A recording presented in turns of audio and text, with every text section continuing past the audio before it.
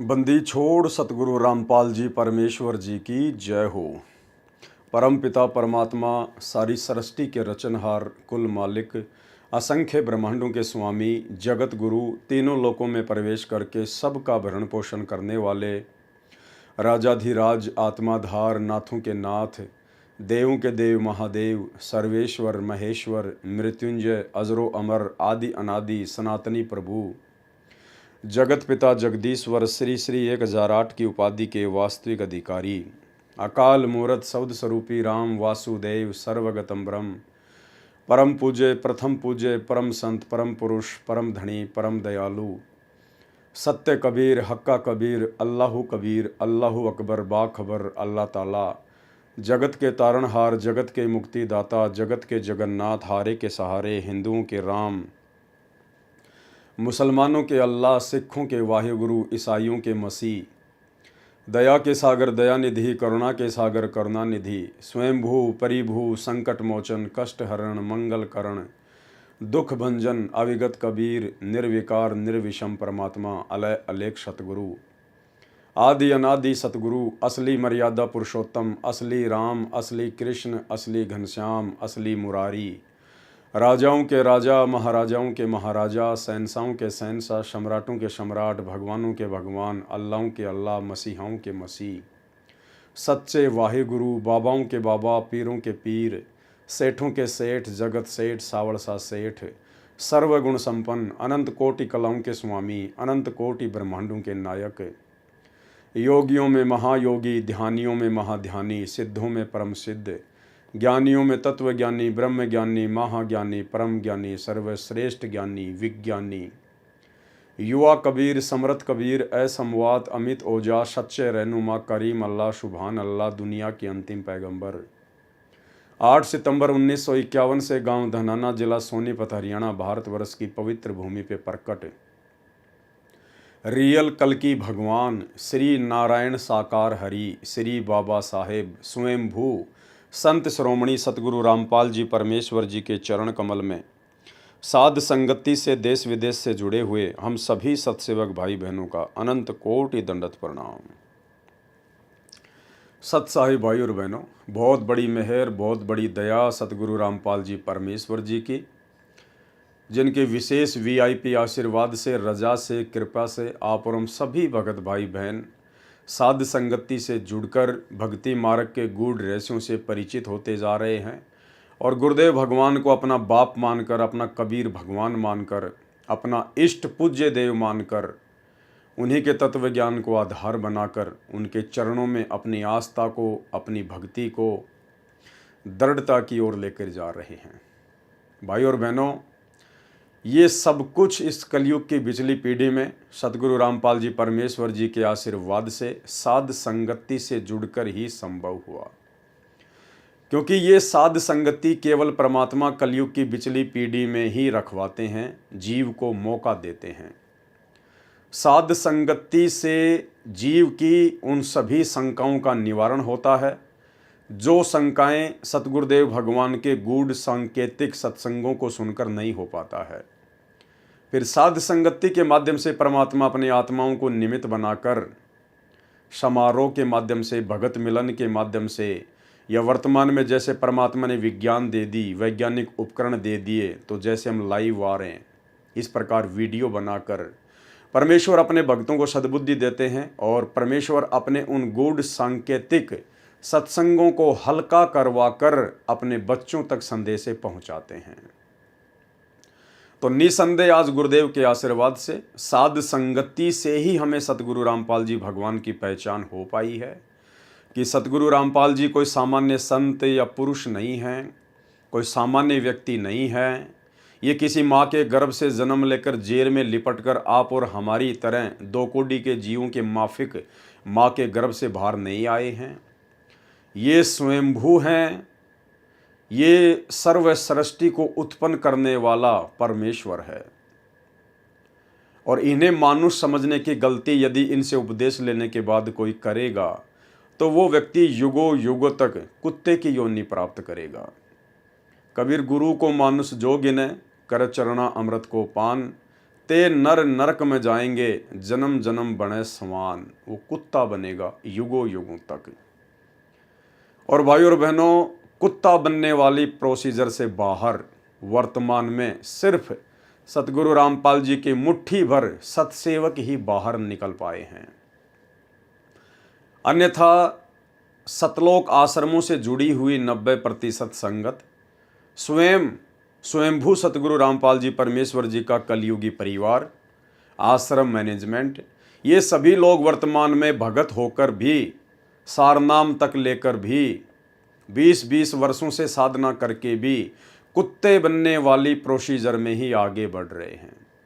क्योंकि अभी तक इन लोगों के दिलो दिमाग से सतगुरु रामपाल जी परमेश्वर जी की मानुष वाली छवि बाहर नहीं निकल पाई है। ये संत जी को कबीर परमात्मा नहीं मानते हैं, पूर्ण ब्रह्म परमेश्वर नहीं मानते हैं। ये केवल संत रामपाल जी को कबीर जी का अवतार मानते हैं, उनकी भेजी गई कोई आत्मा मानते हैं, उनका दास मानते हैं, उनका संदेश वाहक मानते हैं। और इसीलिए गरीबदास जी कहते हैं कि गुरु मानुष कर जानते वो नर कहिए अंध, और वह दुखी संसार में फिर आगे काल के फंद। और इस बात का प्रमाण है कि ये लोग अपने गुरु जी को कबीर जी नहीं मानते हैं। सबसे बड़ा प्रमाण है कि जून के महीने में इन लोगों के द्वारा जितने भी श्रद्धालु सतलोक आश्रमों से जुड़े हुए हैं, इनके द्वारा प्रतिवर्ष जून के महीने में एक दाढ़ी मूंछ वाली कबीर जी की समझे जाने वाली काल्पनिक फोटो का कबीर प्रकट दिवस मनाना। अगर इन्हें लगता है कि वर्तमान में वो कबीर सतगुरु रामपाल जी भगवान ही है, तो वर्तमान में जिंदा कबीर के धरती पर प्रकट रहते सहते उनसे उपदेश लेने के बाद फिर भला एक कागज की मुर्दा फोटो को कबीर मानकर, उस दाढ़ी मूंछ वाली फोटो को कबीर परमात्मा मानकर, फिर क्यों जून के महीने में उसका प्रकट दिवस मनाते हो? यदि आपने अपने गुरु को ही कबीर मान लिया तो फिर क्यों उस मुर्दा बेजुबान ना बोलने चलने वाली कागज की कबीर जी की समझे जाने वाली काल्पनिक फोटो को लॉकेट में डालकर अपने सीने से लगाए फिरते हो? क्यों अपने घर पर दरबार साहिब में उस कागज की कबीर जी की समझे जाने वाली नकली फोटो को सजा के रखते हो? इसका मतलब आप लोगों ने अभी तक उस फोटो का पीछा नहीं छोड़ा है। आपकी आस्था उस नकली फोटो में अभी है, और जब तक आपकी आस्था उस कागज के टुकड़े में रहेगी, तब तक आप अपने गुरुजी को सौपन में भी कबीर परमेश्वर नहीं मान पाएंगे। और जब तक आप अपने गुरु को ही कबीर परमेश्वर नहीं मानेंगे, तब तक भक्ति करते करते भी आप जी कुत्ता बनने वाली ही प्रोसीजर में हैं।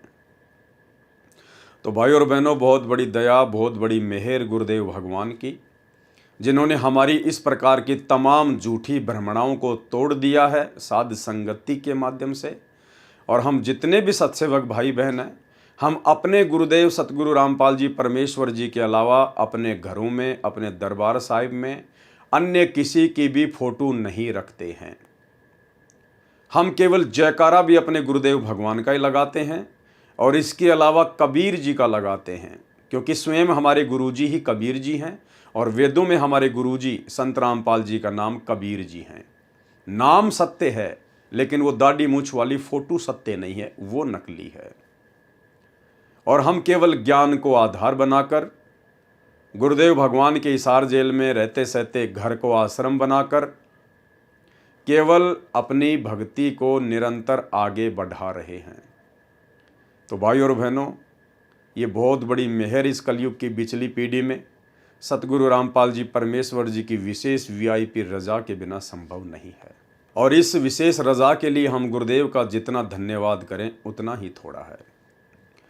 तो भाई और बहनों, आज सृष्टि रचना के माध्यम से क्रोथा कांड के रहस्यों को समझते हुए हमारा ये 6 नंबर का वीडियो है।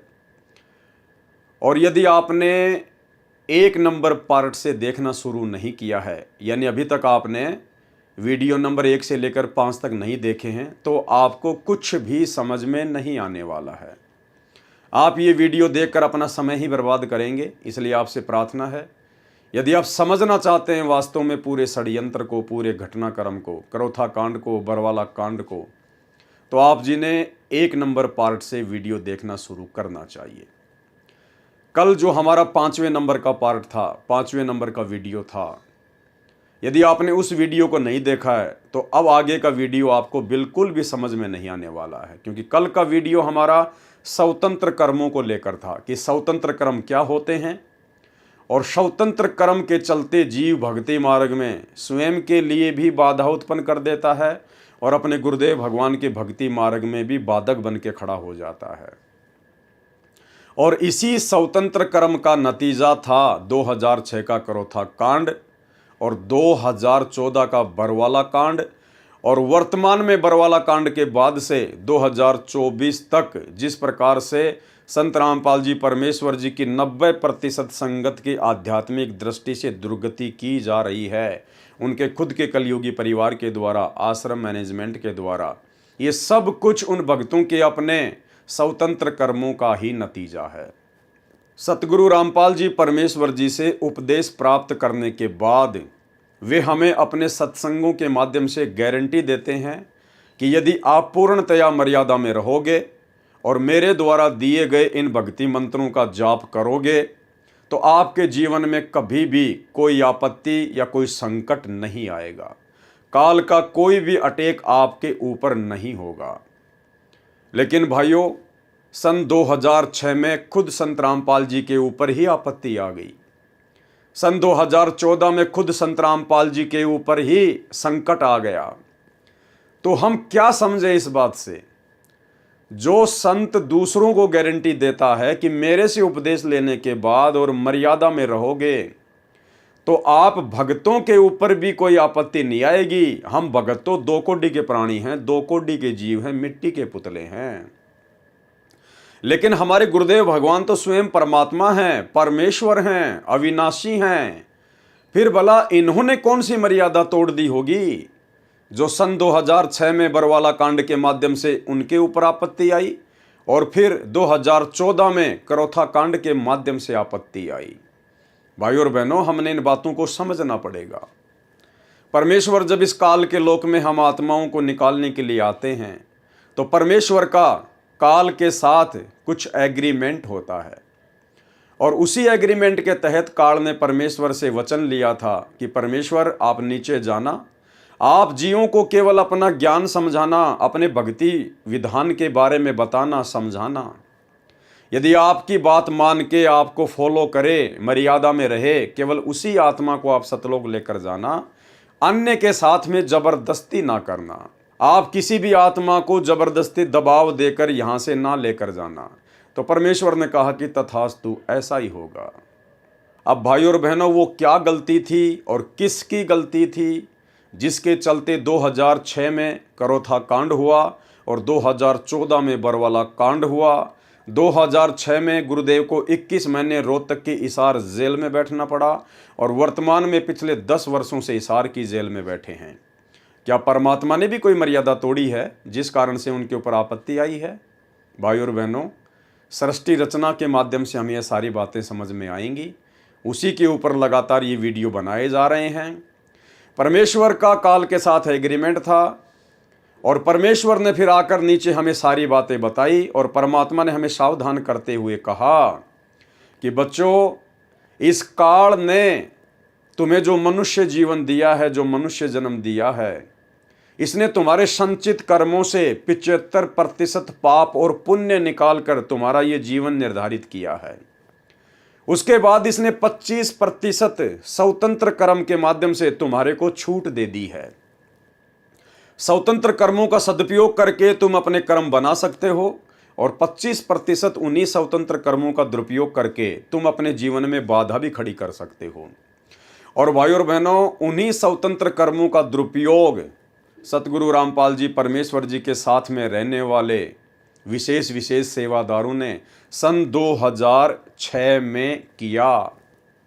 और परमात्मा का काल के साथ एग्रीमेंट है कि जब तक हंसा मेरी आना और काल लगे ना तेरा बाणा, कि हे काल, हे ज्योति निरंजन, जब तक मेरे से उपदेश प्राप्त भगत मेरी आन कान में रहेगा, मेरी तमाम मर्यादाओं में रहेगा, तब तक तेरा किसी भी प्रकार का कोई अटैक उनके ऊपर नहीं हो सकता। और अगर मर्यादा ही तोड़ देगा फिर तो कहना ही क्या। तो भाइयों और बहनों, उन सभी आत्माओं ने मर्यादा तोड़ी हुई थी, क्योंकि वो गुरु को परमात्मा नहीं मान पाई थी, गुरुदेव के तत्व ज्ञान को आधार बनाकर भक्ति नहीं कर रही थी, और उन्होंने बात बात पर गुरुदेव को सलाह देना शुरू कर दिया था। और भक्ति मार्ग में अपने गुरुदेव को सलाह देना स्वतंत्र कर्मों का दुरुपयोग है, अपने जीवन का सत्यानाश करना है, जिसके चलते करोथा आश्रम का निर्माण हुआ। और फिर उसी करोथा आश्रम के निर्माण के बाद लगातार सतगुरु रामपाल जी परमेश्वर और उनके भक्तों के ऊपर आपत्तियां आनी शुरू हो गई, क्योंकि वो करोथा आश्रम सतगुरुदेव भगवान को सलाह देकर बनवाया गया था, ना कि सतगुरु रामपाल जी भगवान ने अपनी मर्जी से बनाया था। तो भाइयों और बहनों, इसके अलावा और क्या क्या गलतियां थी, जो गलतियां आज से पहले हमारे खुद के भगत भाई बहनों ने की, जिन गलतियों के कारण वो भी दुखी हुए, परमात्मा से दूर हुए, और सतगुरु रामपाल जी परमेश्वर जी को भी काल के साथ किए गए एग्रीमेंट के अनुसार परेशान होने के लिए बाध्य किया गया। हमने उन्हीं तमाम गलतियों से शिक्षा लेनी है। इतिहास इसीलिए पढ़ाया जाता है और पढ़ाया जाता है कि इतिहास से शिक्षा लेकर हम अपने भविष्य में कोई गलती ना कर बैठें।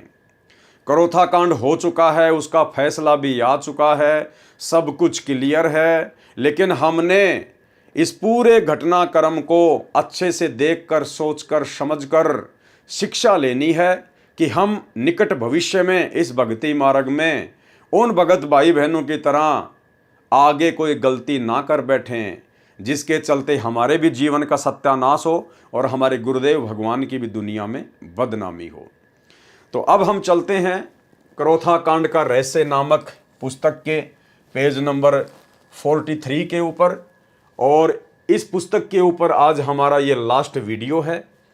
उसके बाद अगला वीडियो कल रात्रि 9 बजे बरवाला कांड के ऊपर होगा। ठीक इसी प्रकार हम लोग बरवाला कांड को भी समझने का पूरा प्रयास करेंगे, तथ्यों के साथ, प्रमाणों के साथ में।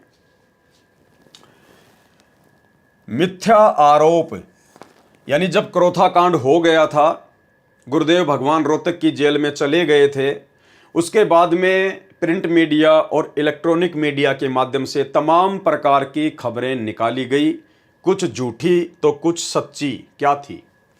मिथ्या आरोप लगाया गया पुस्तक के लेखक के अनुसार सतलोक आश्रम के ऊपर। आश्रम में लिफ्ट थी, सुरंग थी, वह सुरंग में कैमरे लगे हुए थे, प्रवचन स्टेज व एसी गाड़ियां मिली। झूठ छपा, आश्रम में सुरंग और सुरंग में कैमरे। दैनिक भास्कर 15 जुलाई 2006 को पुस्तक के लेखक के अनुसार ये बिल्कुल गलत छपा था। सच क्या छपा था? सुरंग नहीं, सब वे, यानी आश्रम में जिसे सुरंग का नाम दिया जा रहा था, वो सुरंग नहीं बल्कि वो एक अंडरपास था, वो एक सब वे था जो आश्रम के नीचे बनाया गया था, एक रास्ता। सुरंग नहीं, सब वे, जो एक कमरे को दूसरे कमरे से जोड़ने का माध्यम मात्र है। सुरंग के नीचे 10 तो क्या, एक भी कमरा नहीं है। पंजाब केसरी 19 जुलाई 2006 को प्रकाशित हुआ। प्रमाण है, न भूमिगत कमरे न आपत्तिजनक सामग्री, हरी भूमि 19 जुलाई 2006। टिप्पणी, सतलोक आश्रम करोथा लगभग 4-5 एकड़ में बना हुआ है, जहां पर हजारों श्रद्धालुओं के सत्संग सुनने की व्यवस्था है, जो सत्संग के दौरान श्रद्धालुओं से खचाखच भरा रहता है, इसके लिए कि आश्रम में ज्यादा श्रद्धालु बैठ सकें। एक नई दूसरी स्टेज बनाई गई जो महाराज जी के विश्रामालय से काफी दूर थी, और भीड़ में स्टेज तक जाने का कोई और जरिया न देखते हुए आश्रम में बंदी छोड़ भक्ति मुक्ति ट्रस्ट ने, यानी आश्रम के सेवादारों ने, आश्रम के भक्तों ने जमीन के नीचे से एक गलियारा सबवे बनाया, ताकि श्रद्धालुओं की भीड़ को भी परेशानी न हो, और सतगुरु रामपाल जी महाराज को भी यह गलियारा सतगुरुदेव के विश्राम करने वाले स्थान से सीधा प्रवचन के स्टेज तक जाता है, और वहां से भक्तों ने अपने गुरुदेव जी को ज्यादा कष्ट न हो ये समझते हुए लिफ्ट वाला आसन लगा दिया। भाइयों और बहनों, कल आपने स्वतंत्र कर्मों को लेकर वीडियो पढ़ा था। ये 2 गलतियां करोथा आश्रम मैनेजमेंट ने, बड़े बड़े भक्तों ने, उन्हीं स्वतंत्र कर्मों का ज्ञान को आधार ना बनाकर दुरुपयोग किया और उन भक्तों के द्वारा इस प्रकार से स्वतंत्र कर्मों का दुरुपयोग करने के चलते करोथा कांड के बाद में यही सब बातें मीडिया के माध्यम से गुरुदेव भगवान की और सतलोक आश्रम करोथा की बदनामी का कारण बना।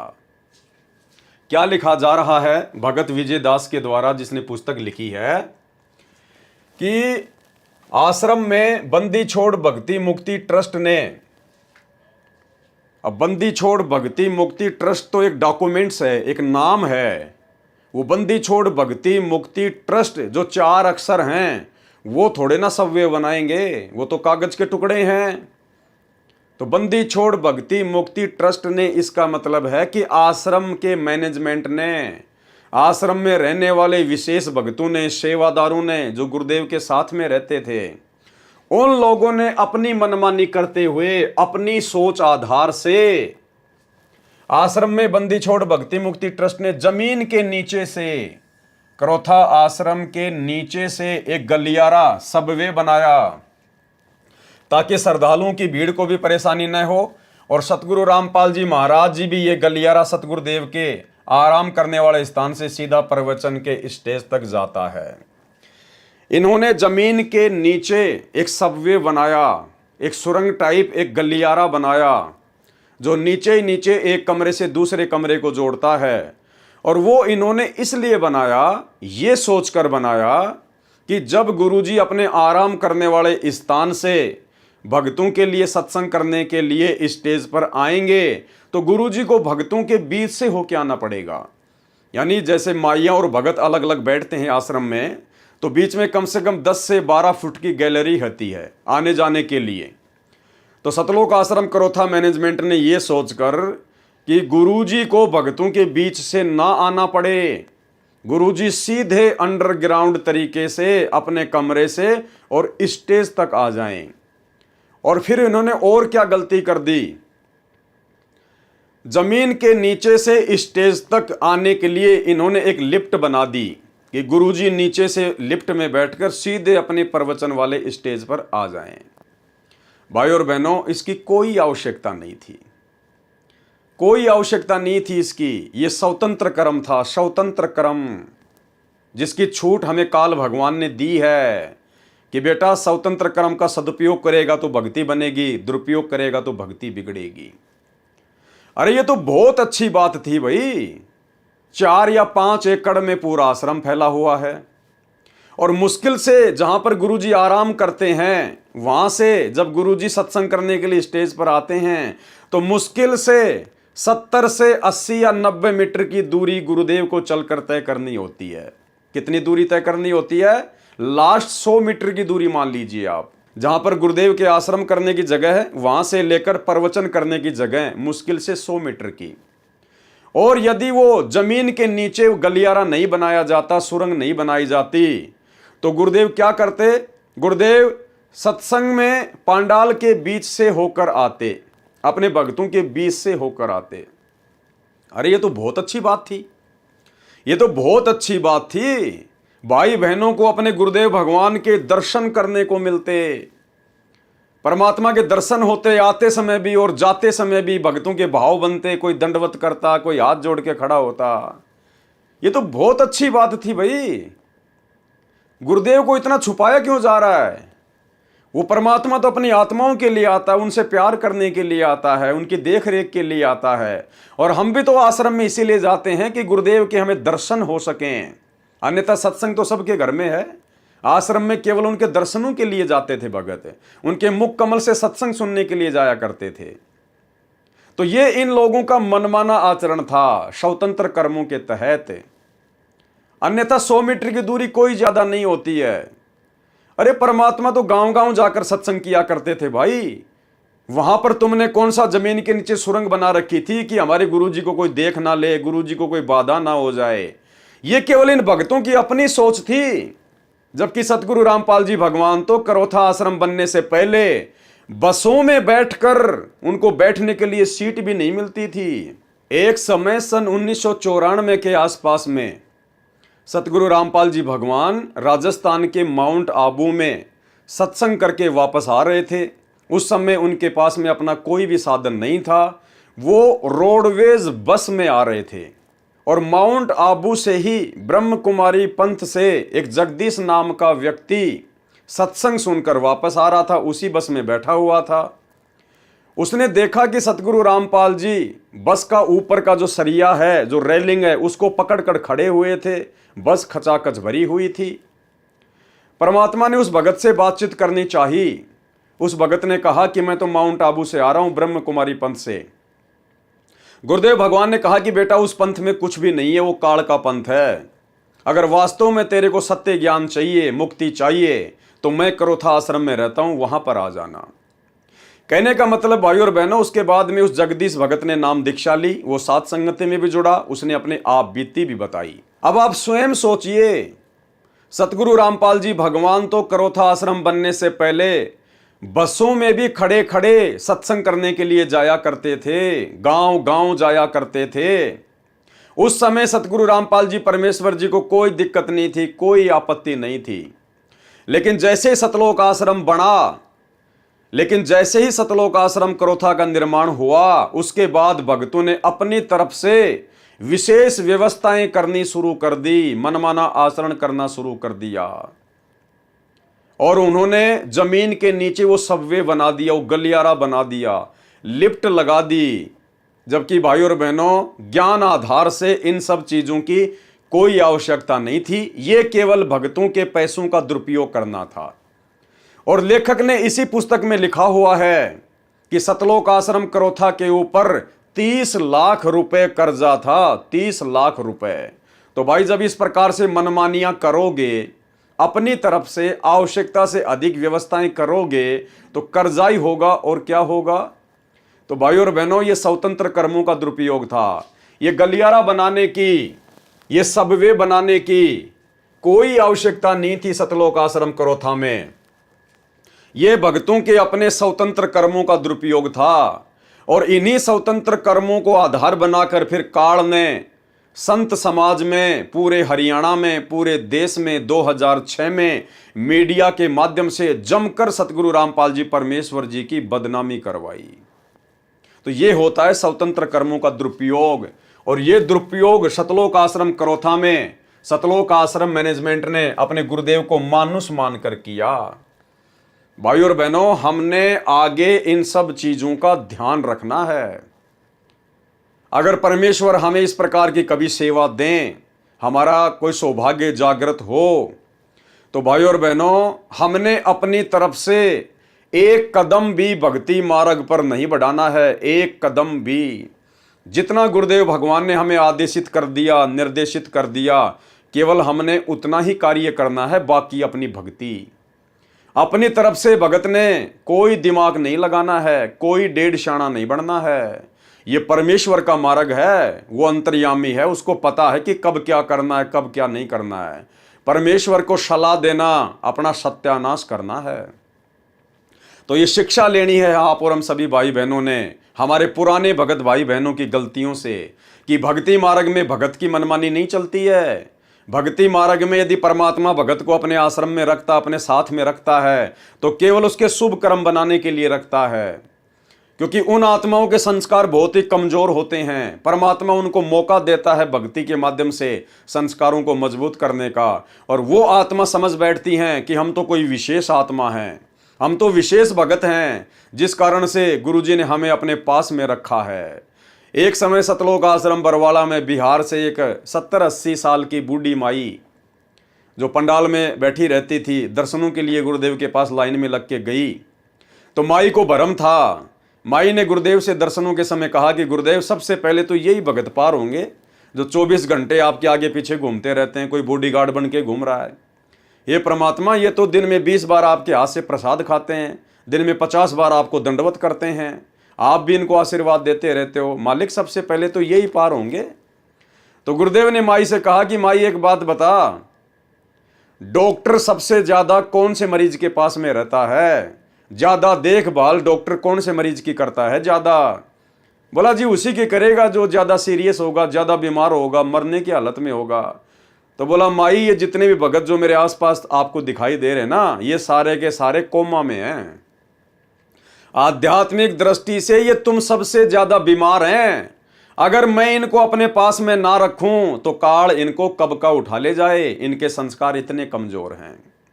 तो भाई और बहनों, हमने केवल अपने भगवान को देखकर और ज्ञान को देखकर ही भक्ति करनी पड़ेगी। भक्तों को देखकर भक्ति नहीं होती है कि ये भगत तो गुरुजी के साथ 24 घंटे रहता है, ये तो गुरुजी की गाड़ी चलाता है, ये तो गुरुजी के कपड़े साफ करता है, मैं इसके साथ रहूंगा तो मुझे लाभ मिलेगा, मुझे ज्ञान हो जाएगा। उल्टा नीचे गिरोगे भक्ति मार्ग में। गुरुदेव ने जो हमें मेडिसिन देनी थी वो दे दी, सत्संग दे दिए, 3 समय की आरती दे दी, जाप करने के लिए मंत्र दे दिए, 5 यज्ञ दे दी। हमने ये खुराक खानी है और अपना रोग कटवाना है। रोगी के साथ में रोगी की चापलूसी करके आप कभी भी स्वस्थ नहीं हो सकते। तो गुरुदेव भगवान के अलावा धरती पर जितने भी प्राणी हैं, रंग से लेकर राजा, ये सब आध्यात्मिक दृष्टि से रोगी हैं। सबको जन्म मरण का रोग लगा हुआ है और दवाई परमात्मा ने सबको समान रूप से दी है। अगर दवा खाएंगे तो रोग कटेगा। एक दूसरे रोगी की चापलूसी करने से कभी रोग नहीं कटता है। तो आप और हम भाई बहनों ने शिक्षा लेते हुए निकट भविष्य में इस प्रकार की गलतियां करने से बचना है। आश्रम में बंदी छोड़ भक्ति मुक्ति ट्रस्ट ने यानी आश्रम के भक्तों ने जमीन के नीचे गलियारा सबवे बनाया ताकि श्रद्धालुओं की भीड़ को भी परेशानी न हो। अरे श्रद्धालुओं को क्या परेशानी थी भाई? श्रद्धालुओं को तो खुशी होती अगर हमारे गुरुदेव भगवान अगर हमारे बीच में से आते प्रवचन करने के लिए, तो हमारी आत्मा तो गदगद हो जाती, दिल गार्डन गार्डन हो जाता। गुरुदेव के साक्षात 10-15 मिनट तक या 2-4 मिनट तक जब तक गुरुदेव आते हुए दिखाई देते, हमें उनके दर्शन होते। कबीरा दर्शन साधु का मुख पर बसे सुहाग, और दर्शन उन्हीं को होत है जिनके पूर्ण भाग। अरे ये तो हमारा परम सौभाग्य होता, उन आत्माओं का परम सौभाग्य जो उस समय थी, जो अपने गुरुदेव के 2 मिनट तक, जब तक वो 100 मीटर की दूरी पार करके आते, सबको आशीर्वाद देते हुए आते, कितना अच्छा लगता, सबकी आत्मा गदगद हो जाती। तो इसमें श्रद्धालुओं को दिक्कत कहाँ होनी थी? इसमें भक्तों को दिक्कत कहाँ होनी थी जो आप लिख रहे हैं? बोल रहे हैं कि हमने वो नीचे अंडरग्राउंड में वो गलियारा बनाया ताकि भक्तों को दिक्कत ना हो। अरे भगत कौन सा उस गलियारे में जाते थे? कौन सा उस गलियारे का यूज करते थे? और गुरुदेव हमारे बीच में से आते, सत्संग के बीच में से आते, कितना अच्छा लगता, कितने हमारे पुण्य बढ़ते उनके दर्शन करने से। तो भाई और बहनों, ये मनमाना आचरण था सतगुरु रामपाल जी परमात्मा का। वो गलियारा बनाने का, वो सुरंग बनाने का कोई आदेश नहीं था। इस परमेश्वर को चलने फिरने में कोई दिक्कत नहीं है। दुनिया बूढ़ी हो सकती है, दुनिया रोगी हो सकती है, दुनिया के हाड़ गोड़े ढीले हो सकते हैं, इस परमेश्वर के नहीं। परमेश्वर ने गोरखनाथ जी से कहा था, जब गोरखनाथ ने परमात्मा की उम्र पूछी तो परमेश्वर जी ने कहा था कि ना मैं बूढ़ा, ना मैं बालक, ना मैं भाट भिखारी, कहे कबीर सुनो रे गोरख ये है उम्र हमारी, कि मैं तो युवा कबीर हूं, युवा कबीर समर्थ कबीर, ना मैं बच्चा हूं, ना बूढ़ा हूं, ना भाट हूं, ना भिखारी हूं। तो भाई और बहनों, सतलोक आश्रम करोथा में जमीन के नीचे वो सुरंग बनाना, वो गलियारा बनाना, सबवे बनाना और सुरंग वगैरह बनाना, ये सब कुछ अपनी तरफ से मनमानियां थी, स्वतंत्र कर्मों का दुरुपयोग था, जो आगे चलकर सतगुरु रामपाल जी भगवान की बदनामी का कारण बना। आश्रम में बंदी छोड़ भक्ति मुक्ति ट्रस्ट ने जमीन के नीचे एक गलियारा सबवे बनाया ताकि श्रद्धालुओं की भीड़ को भी परेशानी न हो, और सतगुरु रामपाल जी महाराज को भी ये गलियारा सतगुरुदेव जी के आराम करने वाले स्थान से प्रवचन करने के स्टेज तक जाता है, और वहां से भक्तों ने अपने गुरुदेव जी को ज्यादा कष्ट न हो ये समझते हुए लिफ्ट वाला आसन लगा दिया। मतलब गुरुदेव भगवान को नीचे अंडरग्राउंड से ऊपर स्टेज तक आने में ये कह रहे हैं कि कोई कष्ट ना हो, कोई संकट ना हो, कोई दुविधा ना हो। अरे अगर भाई साहब आप लोग अगर इतने ही गुरुदेव के प्रति चिंतित हो, तो गुरुदेव उसके बाद 21 महीने रोहतक की जेल में बैठे, आपने कौन सी सुविधा उनको आपने उपलब्ध करवा दी? तुम्हारी मनमानियों के कारण गुरुदेव भगवान को दुखी होना पड़ा 21 महीने रोहतक जेल में। तुमने क्या सुविधा दी उनको? आज पिछले 10 साल से परमात्मा 10-12 की एक कोठड़ी में रोहतक जेल में बैठे हुए हैं, तुम लोगों ने क्या सुविधा दी उनको? तो भाई और बहनों, ये सारा का सारा मनमाना आचरण था जो आगे चलकर संत की बदनामी का कारण बना। और साथ में पौड़ी भी बनवा दी। अब बताओ, लिफ्ट भी बनवा दी और पौड़ी भी बनवा दी। भैया कोई बिल्डिंग बना रहे थे क्या? कोई अपार्टमेंट बना रहे थे क्या? जब आपने पौड़ियां बनवा दी, जब आपने सीढ़ियां बना दी, तो फिर सुरंग बनाने की जरूरत क्या थी? मुश्किल से 20 से 25 सीढ़ियां चढ़ के ऊपर आना होता था।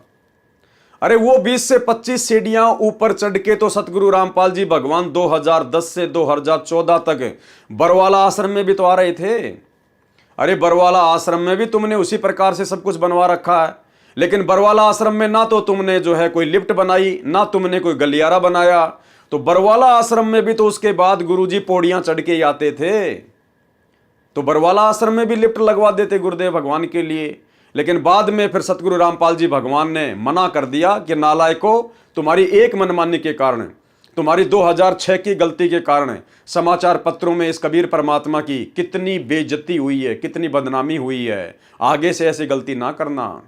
लेकिन उसके बावजूद भी इन्होंने और अन्य प्रकार की बहुत गलतियां सतलोक आश्रम बरवाला में की, जिसके ऊपर हम कल रात्रि 9 बजे से वीडियो बनाकर चर्चा करेंगे। और साथ में पौड़ी भी बनवा दी, सीढ़ियां भी बनवा दी, ताकि एक विकल्प रहे। अगर कभी लिफ्ट खराब हो जाए तो सीढ़ियों से गुरुजी ऊपर चढ़ के चले जाएं। अरे तो दिक्कत तो हो ही गई। मान लीजिए किसी दिन लाइट नहीं आई, तो क्या गुरुजी प्रवचन नहीं करेंगे? उस दिन भी तो गुरुजी को लिफ्ट के बजाय सीढ़ियों से जाना पड़ेगा। तो क्या काम आई तुम्हारी लिफ्ट? तो ये मनमाना आचरण था भाई और बहनों। और परमात्मा के मार्ग में मनमाना आचरण नहीं चलता है। ये कोई सामान्य संत नहीं है, कोई सामान्य कोई काल का पंथ नहीं है।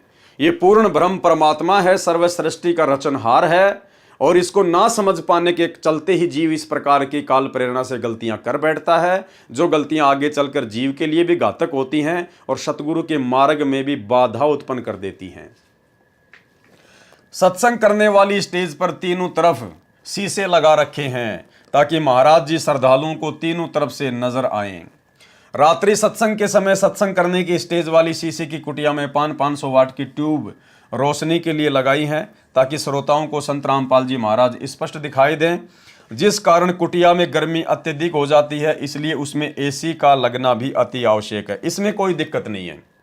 अच्छी रोशनी करना और गुरुदेव भगवान आराम से सत्संग करें, उसके लिए एसी लगाना, ये नॉर्मल बात है। इसमें कोई बड़ी बात नहीं है, बहुत अच्छा काम है। लेकिन वो लिफ्ट बनाना खाली 20-30 सीढ़ियों के लिए और खाली 100 मीटर की दूरी मुश्किल से तय करने के लिए सुरंग बना देना, यह समझदारी नहीं थी। इसलिए उसमें एसी का लगना भी अति आवश्यक है। वास्तविकता तो यह है, अब आप स्वयं विचार करें कि इसमें एसी कौन सी चीज है जो पुलिस नहीं जानती। आगे चलिए भाई और बहनों, फिर क्या न्यूज छपी? मिथ्या आरोप। यह संत है 400 कैंटर का मालिक। अखबारों में उसके बाद में न्यूज आई कि संत रामपाल जी 400 ट्रकों का मालिक है। कैंटर यानी बड़े बड़े जो ट्रक आते हैं, जो मालगाड़ी जैसे ट्रोले, कि संत रामपाल जी के पास में 400 कैंटर हैं, इनका ट्रांसपोर्ट का काम है। अब वो क्या था ट्रांसपोर्ट का काम, क्या थे वो कैंटर, किसके वो कैंटर थे, ये यहां पर लिखा गया है। मिथ्या आरोप, ये संत है 400 कैंटर का मालिक। झूठ छपा। क्या छपा झूठ? नया खुलासा, पूना में है ट्रांसपोर्ट का कारोबार। दैनिक भास्कर 17 जुलाई 2006 में टिप्पणी की है लेखक ने। यह खबर भी बिल्कुल गलत व झूठी है। संत रामपाल जी महाराज का ट्रांसपोर्ट तो क्या किसी भी प्रकार का कोई कारोबार नहीं है, जिसकी जांच पुलिस प्रशासन ने भी अच्छी तरह से कर ली है और आगे भी कभी भी कर सकती है। लेकिन कम से कम बिना जांच किए ही ऐसी निराधार खबर तो नहीं छापनी चाहिए। इसमें चाहे प्रशासन हो या मीडिया, ये सब उनके कर्तव्य के अनुरूप तो नहीं है और ऐसे जनता के साथ खिलवाड़ हो रहा है। अब क्या लिख रहा है लेखक? पूना में, यानी महाराष्ट्र शहर के पूना में सतगुरु रामपाल जी महाराज का एक शिष्य है, जिसका ट्रांसपोर्ट का कारोबार है। अब यदि शिष्य की ट्रांसपोर्ट को ही संत जी की ट्रांसपोर्ट बोलते हैं, फिर तो ऐसे भगत भी हैं जिनकी एक छोटी सी दुकान ही थी और उस दुकान को ही शरारती तत्वों ने 11-12 जुलाई 2006 को आग लगाकर जला दी। अच्छा हुआ कि यह खबर नहीं आई कि जो दुकान जली है, हो सकता है उसमें संत रामपाल जी का हिस्सा हो। भाई और बहनों, असल में मामला क्या है, जब सतगुरु रामपाल जी भगवान महाराष्ट्र के पूना में सत्संग करने गए थे, तो वहाँ किसी भगत को उनका ज्ञान समझ में आ गया भगत ने नाम उपदेश ले लिया, पूरे परिवार में केवल अकेले ने। घर वालों ने काफ़ी विरोध किया लेकिन उसने एक नहीं सुनी।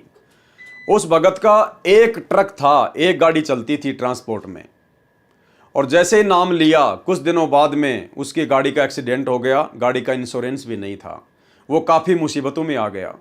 घर वालों ने कहा कि अरे भाई तूने क्या नाम दीक्षा ले ली, तेरा तो सारा कारोबार ही बंद हो गया। लेकिन उस भगत ने बिल्कुल भी परवाह नहीं की। घर वालों को कह दिया मैं ये नाम नहीं छोड़ सकता, भले मेरा सब कुछ बर्बाद क्यों ना हो जाए। ये कारोबार तो मेरा फिर से सेट हो जाएगा, लेकिन जो चीज़ मुझे मिल चुकी है वो मुझे जीवन में दोबारा प्राप्त नहीं होगी। भगत का नाम था रविंद्र ढाका। उस भगत की ऐसी दृढ़ता देखकर अंतर्यामी परमेश्वर जी ने दया बख्शी और उसके बाद उस भगत का बहुत ही अच्छा काम निकल पड़ा। उस एक्सीडेंट वाली स्थिति से भी वो बाहर निकल गया और वर्तमान में कम से कम उसके पास में 500 गाड़ियां हैं, 500 बड़े बड़े ट्रक हैं, कैंटर, और पूना में उसका ट्रांसपोर्ट का काम है। नाम है रविंद्र ढाका। अब भाई और बहनों, उसके बाद में क्या होता है, उसी रविंद्र ढाका की उस ट्रांसपोर्ट को निमित्त बनाकर, क्योंकि मीडिया को तो मिर्च मसाला लगाकर अपनी पब्लिसिटी चाहिए होती है, तो मीडिया ने इस प्रकार की बातें छाप दी कि बाबा का तो महाराष्ट्र के पूना में बहुत बड़ा ट्रांसपोर्ट का काम है, 400 गाड़ियां चलती हैं, कैंटर चलते हैं। चलो ये मीडिया का काम है, कोई बड़ी बात नहीं है। इस प्रकार की झूठी खबरें तो ये लोग छापते ही रहते हैं। अब 2014 का फिर बरवाला कांड हुआ और बरवाला कांड होने के 7-8 महीने तक संगत में किसी भी प्रकार की पैसे की कोई सेवा नहीं चली थी। बरवाला कांड के 7-8 महीने के बाद में सतलोक आश्रम मैनेजमेंट हरियाणा ने संगत से पैसा ऐंठना शुरू किया था गुरुदेव के आदेश की आड़ में।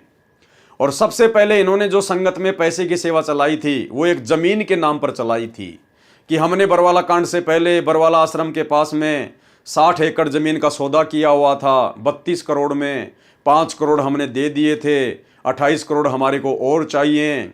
इस प्रकार से इन्होंने संगत से पैसे की सेवा शुरू की और संगत ने, बेचारी भोली संगत ने, नादान संगत ने गुरुदेव का आदेश समझकर भाई और बहनों दिल खोलकर सेवा की। जबकि उस जमीन के विषय में दास के पास में गुरुदेव भगवान का हिसार जेल से आया हुआ लेटर है। उस लेटर में गुरुदेव भगवान ने स्पष्ट लिखा हुआ है कि उस जमीन का जो बयाना दिया हुआ था या तो वो बयाना वापस ले लो, अगर नहीं देते हैं तो कोई बात नहीं है, आगे फिलहाल आपने जमीन नहीं खरीदनी है। इसके बावजूद भी इन लोगों ने संगत से उसी जमीन के नाम पर पैसा ऐंठा और इन्होंने वो बयाना भी वापस ले लिया, लेकिन संगत को नहीं बताया। संगत को लगा कि जमीन की आवश्यकता है, गुरुजी का आदेश है, इसलिए संगत ने दिल खोलकर सेवा की। तो भाई और बहनों, उस सेवा से पहले गुरुदेव का छोटा भाई महेंद्र, जो कि भगोड़ा बन के घूम रहा था, बरवाला कांड के बाद में पुलिस से बचकर भाग रहा था, उसको कुछ पैसों की आवश्यकता पड़ी अपनी सेटिंगबाजी करने के लिए या जैसी भी थी। तो उसने इसी रविंद्र ढाका से कहा कि रविंद्र ढाका जी हमें कुछ पैसे चाहिए। तो रविंद्र ढाका ने उसको मना कर दिया। बोलो भैया तू मेरा गुरु थोड़ी है। अरे मैं आश्रम में दान करता था तो मैं अपने गुरुजी को करता था, मेरे गुरुजी थे उस समय। तू भाई मेरा गुरु थोड़ी है जो मैं तेरे को पैसा दे दूं, तो मेरा गुरु भाई है, मैं कोई मूर्ख थोड़ी हूं। गुरु बिन दान पुण्य जो करी ही मिथ्या होए कबू न फल ही। तो रविंद्र ढाका और महेंद्र की आपस में खींचातानी हो गई। अब चूंकि महेंद्र सतगुरु रामपाल जी परमेश्वर जी के कलयुगी परिवार का हिस्सा है, उसके ऊपर संगत ज्यादा विश्वास करेगी नादानी में। तो सतगुरुदेव के छोटे कलयुगी भाई महेंद्र ने हिसार जेल का नाम बताकर और एक झूठा लेटर उस रविंद्र ढाका के नाम पर निकाल दिया कि भाई हिसार जेल से गुरुजी ने तेरे नाम का लेटर लिख के भेजा है और ये लेटर पढ़ ले। इस लेटर में क्या लिखा हुआ है भाई और बहनों, वो लेटर दास अब आपको पढ़ाएगा। 2015 का वो लेटर है और दास के पास में 2014 बरवाला कांड के बाद से सारे एविडेंस है, सारे सबूत हैं, जो जो गलतियां इन्होंने की नादानी में, वो लेटर दास आपको दिखाएगा। उस लेटर को पढ़ने के बाद में भाई और बहनों आप जी खुद निर्णय कर लेना कि आपके सर्व समर्थ गुरुदेव भगवान को, आप और हमारे पूज्य परमेश्वर जी को उस लेटर के माध्यम से मात्र 50 लाख रुपए के लिए कितना बेबस और लाचार दिखाया गया है। कितना बेबस और लाचार। गुरुदेव प्रार्थना कर रहे हैं उस रविंद्र ढाका से उस लेटर में कि भाई मुझे उधार दे दे, उधार। क्या ये परमात्मा उधार मांगेगा क्या? जो तीनों लोकों में प्रवेश करके सबका भरण पोषण करता है, ये उधार मांग के अपनापन चलाएगा? ये उधार मांग कर अपना काम करेगा क्या? जो दुनिया को हीरे मोती लाल देता है, ये उधार मांगेगा? लेकिन इनके नाम से वो लेटर निकाला गया। तो सोचिए गुरुजी का परिवार गुरुजी को क्या मानता है? मानुष से ज्यादा नहीं मानता। देखिए वो लेटर, ये है भाई और बहनों वो लेटर। अब काफी बार इसको इधर उधर करते समय थोड़ा सा ये धुंधला सा हो गया है, लेकिन फिर भी आपको दिखाई दे रहा होगा। सर्व भक्तों से निवेदन, पता चला है कि सेवादार आपस में मिलकर नहीं चल रहे। यानी महेंद्र ने अपनी सूझबूझ से बाहर की परिस्थितियों को देखकर लिखा गुरुदेव के नाम की तरफ से कि भाई गुरुजी कह रहे हैं कि मुझे पता चला है कि सेवादार आपस में मिलकर सेवा नहीं कर रहे। क्योंकि बरवाला कांड के बाद में भाई और बहनों राग द्वेष ईर्ष्या ज्यों की त्यों थी इनके अंदर, जैसा बरवाला आश्रम में थी। पता चला है कि सेवादार आपस में मिलकर नहीं चल रहे हैं। आप मिलकर सेवा करो। आपको पता है कि हम किस भयंकर दौर में हैं। समुद्र में नौका है, आप उसमें लड़ रहे हो, इसलिए आप स्वयं ही डूबोगे। शांति से रहो, मेरी आत्मा मत दुखाओ। ये दास तो आप पर बहुत उम्मीद लगाए बैठा है। मेरी आशाओं और 21 वर्ष की मेहनत पर पानी न फेरो। विजय निकट है, विश्व भर का मानव आपका सदा ऋणी रहेगा। यानी इस प्रकार की बातें उस महेंद्र के द्वारा लिखना गुरुदेव की आड़ में रविंद्र ढाका से 50 लाख रुपए ऐंठना था। सरकार मैदान छोड़ने वाली है। अब बताओ भाई और बहनों, अगर ये गुरुदेव का लेटर होता तो उनके वचन कभी फैल नहीं हो सकते, मिथ्या नहीं हो सकते। सरकार ने तो आज तक अपना मैदान नहीं छोड़ा, 10 साल हो गई। तो ये किसके द्वारा लिखा गया होगा ये लेटर? आप जी स्वयं निर्णय कर लेना। सरकार मैदान छोड़ने वाली है, आप मिलकर संघर्ष करो। आप दिनांक 11/8/2015 को पूरा जोर लगा दो संगत को हिसार लाने के लिए। भाई क्यों बुलाएंगे हमारे गुरुदेव संगत को हिसार में? संगत का क्या काम है? पुलिस प्रशासन ने गुरुजी को कोर्ट में पेश किया, कोर्ट ने गुरुजी को हिसार जेल में बैठा दिया। अब तो वकीलों का और जजों का काम है। संगत क्या निर्णय करेगी? क्या संगत गुरुजी को सजा सुनाएगी क्या, या उनको बरी करेगी? संगत का क्या काम था हिसार की तारीखों पर? लेकिन इस प्रकार से लेटर निकालकर काल प्रेरणा से, ये स्वतंत्र कर्म है भाई और बहनों, ध्यान रखना। ये स्वतंत्र कर्मों के तहत सब कुछ काल प्रेरणा से हो रहा था। संगत का भला हिसार में क्या काम? कोई काम नहीं था। लेकिन देखो गुरुदेव का आदेश बताकर किस प्रकार से षड्यंत्र रचा गया। पूरा जोर लगा दो संगत को हिसार लाने के लिए, चाहे मेरी वीसी से पेशी क्यों ना हो। आप फटियों पर निमन वाक्य लिखना, यानी हाथ में बोर्ड लगा लगा के, और क्या लिख के लेके आना है? संत रामपाल दास व अनुयायियों पर झूठे मुकदमे बनाए हैं। अब भाई हम अपने गुरुजी के नाम के आगे दास कैसे लगा सकते हैं? हम अपने गुरुजी के नाम के आगे अपने हाथ से संत रामपाल दास कैसे लिख सकते हैं? ये विचार करने की बात है। संत रामपाल दास व अनुयायियों पर झूठे मुकदमे बनाए हैं। न्याय के मंदिर में बैठे जज देवताओं न्याय की उम्मीद लेकर आए हैं। अब देखो यहां पर जजों को क्या कहा जा रहा है? देवताओं। जबकि 2014 बरवाला कांड से पहले तो उन्हीं जजों के खिलाफ पुस्तकें छापी गई, पता नहीं क्या क्या बातें उनके खिलाफ लिखी गई। भ्रष्ट है, भेड़िया है, पता नहीं क्या क्या उनको भड़का दिया गया बरवाला कांड करवाने के लिए स्वतंत्र कर्मों के तहत। अब यहां पर जजों के लिए महेंद्र जी देवता शब्द का यूज कर रहे हैं और कह रहे न्याय की उम्मीद लेकर आए हैं। नंबर 2, हे सरकार में बैठे अंधे गूंगे बहरे नेताओं, काला इतिहास बन जाएगा। सता रहे हो निर्दोष संत और भक्तों को, तुम्हारा कुल का नाश हो जाएगा।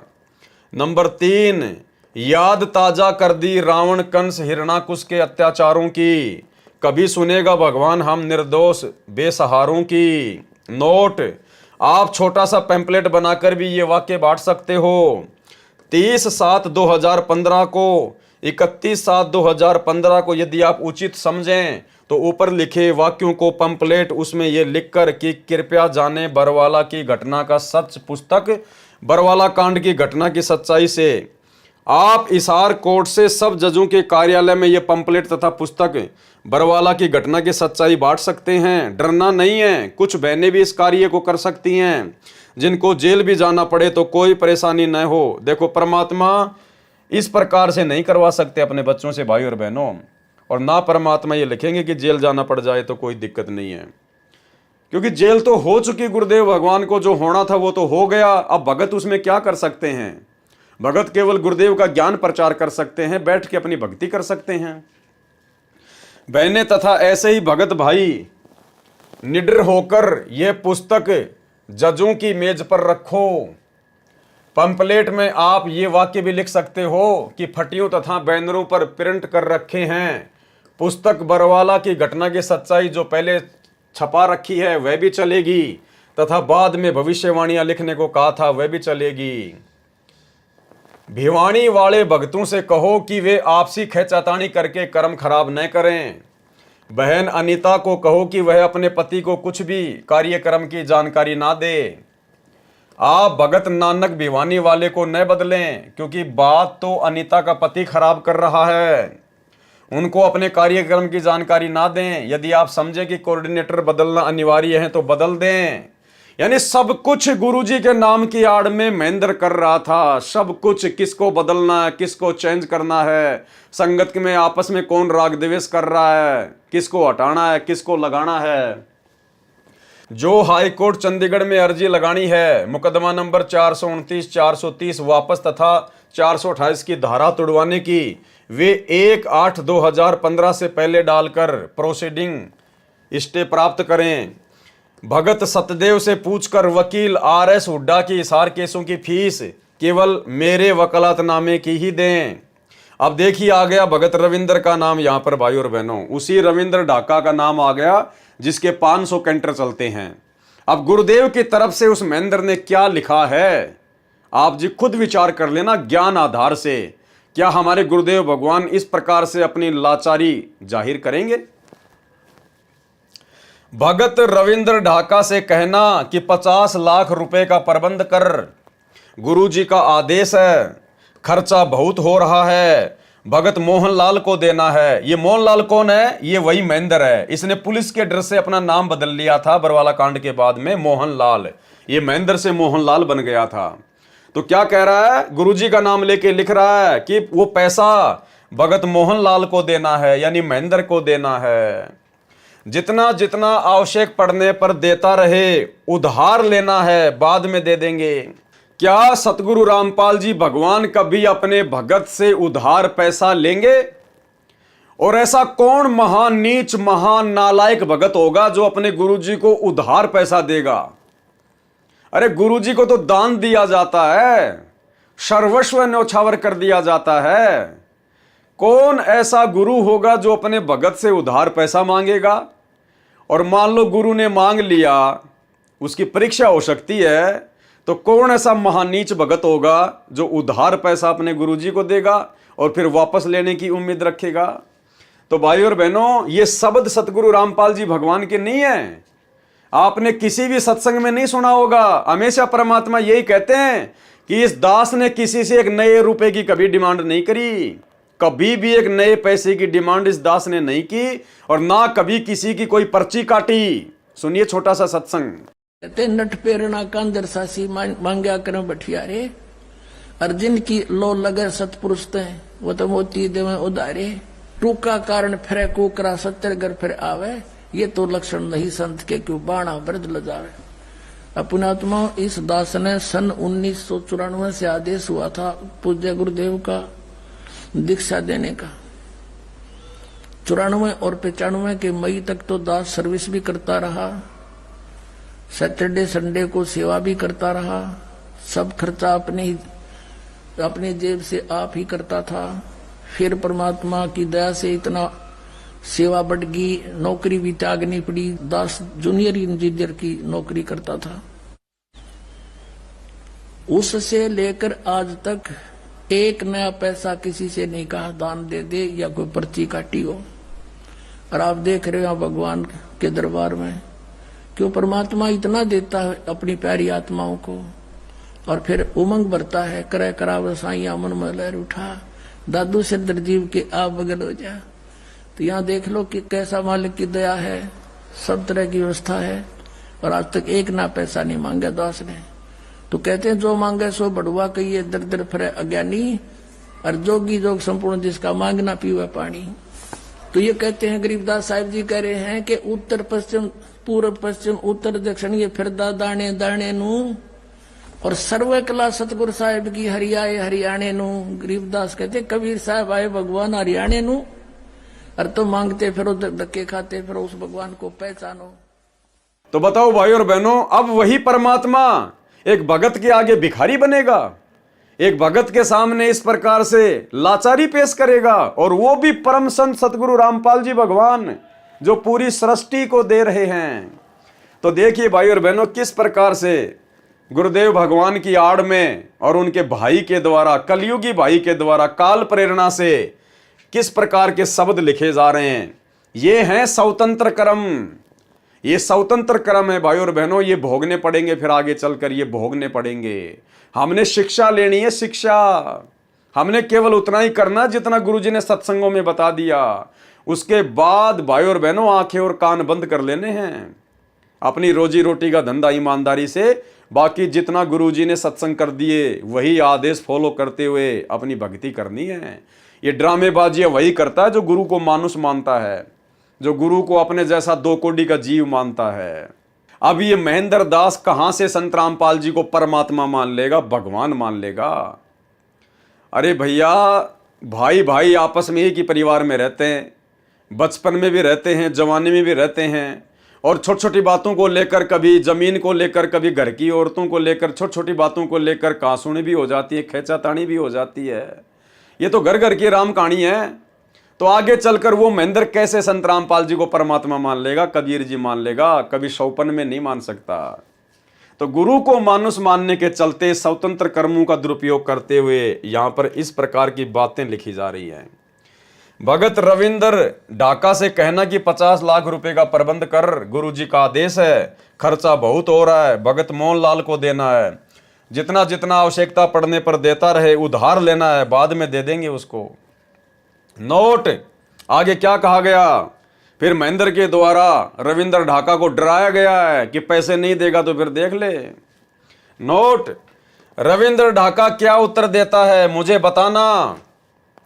कोर्ट में पुस्तक बरवाला कांड की घटना बांटने के लिए सीमा जयपुर, रानी पानीपत और जो भी बहनें आश्रम में रहती थी वे सेवा कर सकती हैं। गुरुजी कभी भी अपनी शिष्या के लिए बहन शब्द का यूज नहीं करेंगे।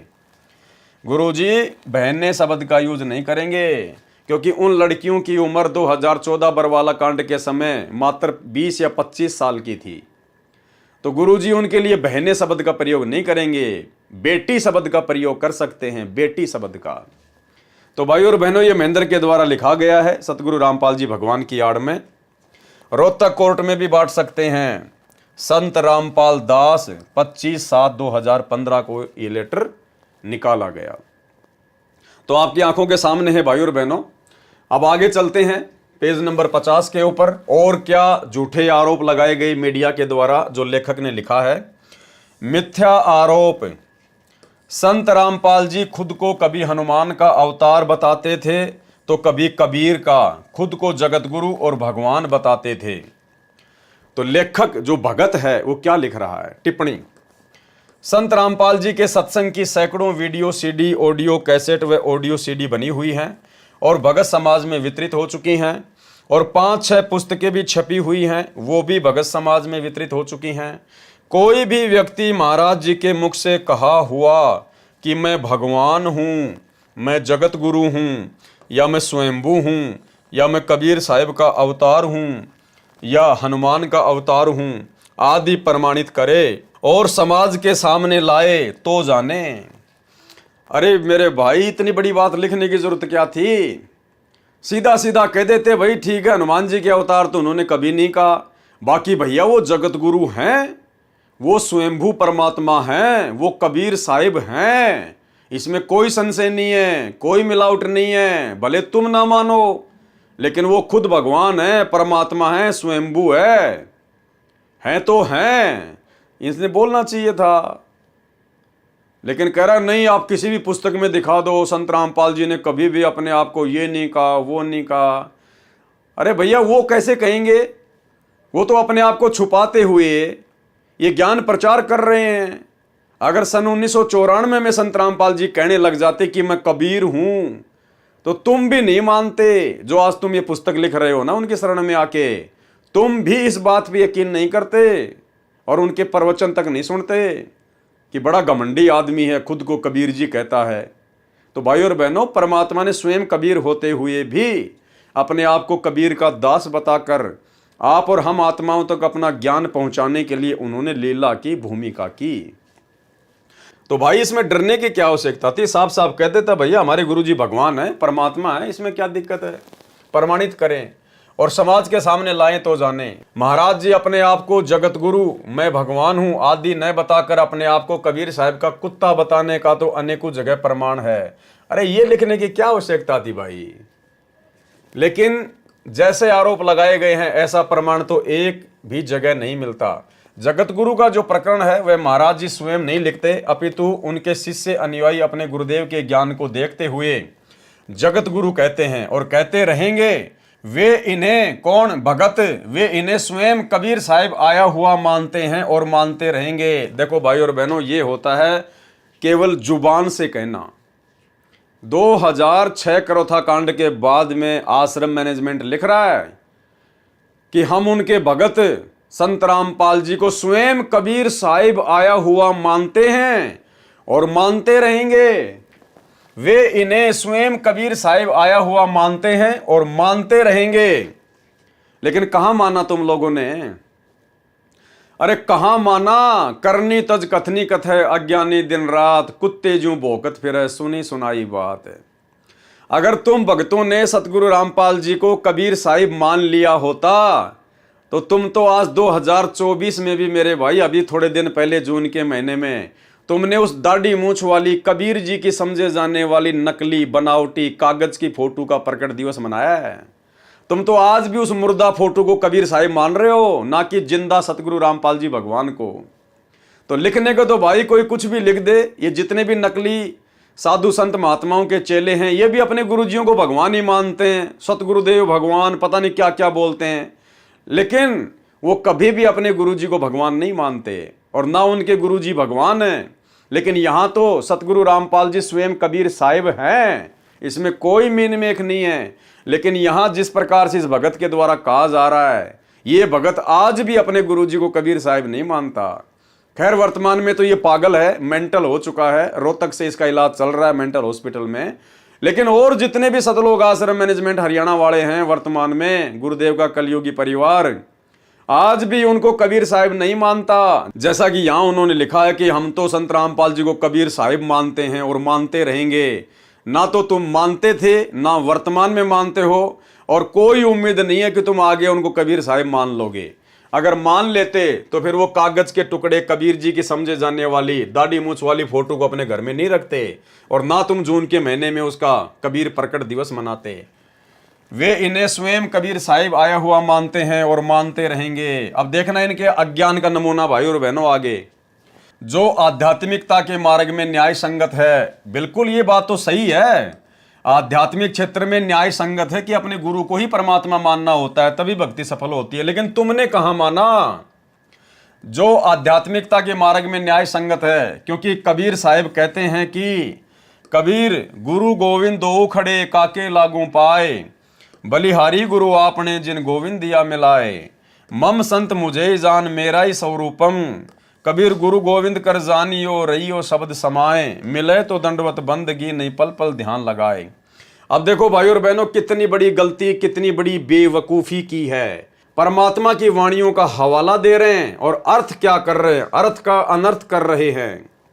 अर्थात यदि भगवान व गुरु दोनों साथ खड़े हों तो पहले प्रणाम गुरुदेव को करना है, बाद में भगवान को प्रणाम करना है। तो तुमने तो दोनों को बराबर ही महत्व दे दिया। अरे तुमने तो दोनों को प्रणाम कर दिया, एक तरफ तो गुरु खड़ा है, एक तरफ भगवान खड़ा है। इसका मतलब गुरु तो इन्होंने अलग मान लिया और भगवान अलग मान लिया। और कह रहा पहले तो गुरु जी को प्रणाम करेंगे और उसके बाद में फिर भगवान को प्रणाम करेंगे। तो फिर गुरु जी का महत्व क्या रह गया मेरे भाई? अरे गुरु का महत्व क्या रह गया फिर? अरे कोई स्त्री है और वो कहे कि एक तरफ तो मेरा देवर खड़ा है और एक तरफ जो है मेरा वो पति खड़ा है, तो पहले तो मैं रात्रि में अपने पति के साथ में विश्राम करूंगी और उसके बाद में अपने देवर के साथ में विश्राम करूंगी। तो वो तो घटिया औरत है, वो पतिव्रता कहां से हो गई फिर? उसके तो दो दो पति हो गए। तो इसी प्रकार कह रहा है कि पहले तो, अर्थात यदि भगवान व गुरु दोनों खड़े हों तो पहले प्रणाम गुरुदेव को करना है, बाद में भगवान को प्रणाम करना है। ये बात स्वयं भगवान कहते हैं, न कि कोई गुरु अपने पास से। और फिर हवाला क्या दे रहा है कि ये बात खुद भगवान कह रहे हैं। अरे कब कहा भगवान ने कि गुरु के बाद में मेरे को प्रणाम करना है?